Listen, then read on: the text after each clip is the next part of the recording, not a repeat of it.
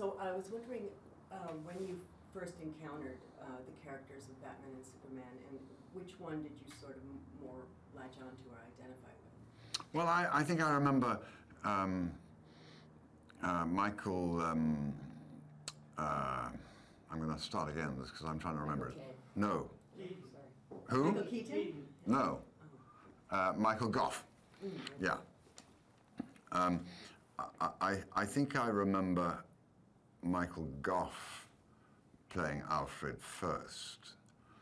And I must have been at school and would watch the Batmobile coming out of the whatnot and all of that.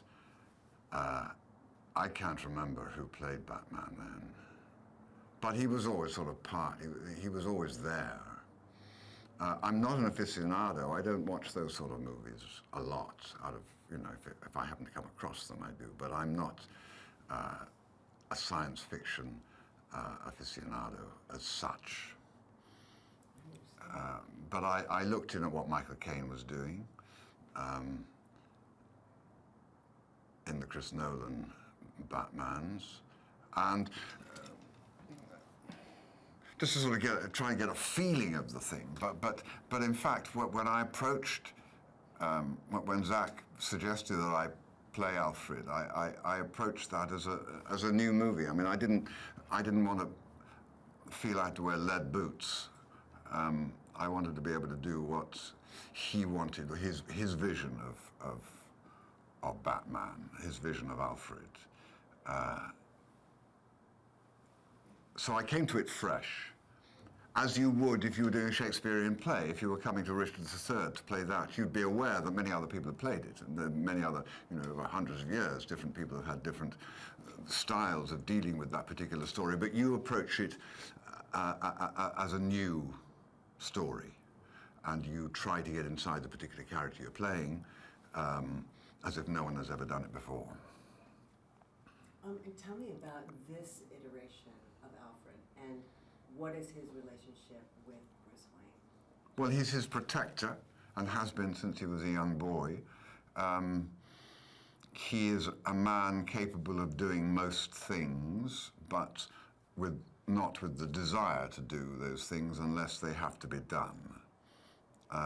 He is always described as Bruce Wayne's butler. These days I would call him his PA. And a good PA can do most things, can rewire a faulty lighting circuit, can replumb, can mend the car, can do the shopping, make a good coffee, chop the wood, fly the plane. He can do anything if he has to. A military background, with a desire to protect and encourage and advise his boss. And can you tell me about working with Ben and sort of how you developed this rapport that your two characters have, that Bruce and Alfred have, and was it something that sort of emerged organically from the two of you as actors, or was it something that you wanted to rehearse and work on? No, it emerged. I would say our rapport emerged organically. I met him shortly before we started shooting. And during the first scene, by the time we'd finished the first morning's work, we saw that there was a chemistry there. There was a strange, quirky relationship, which we then took confidence in and built on. And I think it, as is the nature of filming, it sort of grew with every scene. And I'm glad. I mean, I think we both admire each other, which is always good as actors. I thought he did a tremendous job, and chemistry between actors depends very much on them.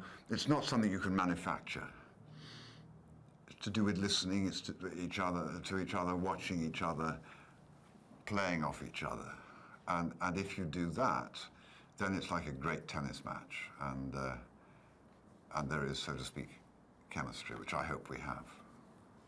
And what do you think that he is bringing? What qualities do you think he's bringing to this Bruce Wayne? Well, Ben as an actor has an enormous presence. He's very big, he's very buff, and yet he has a great depth as an actor.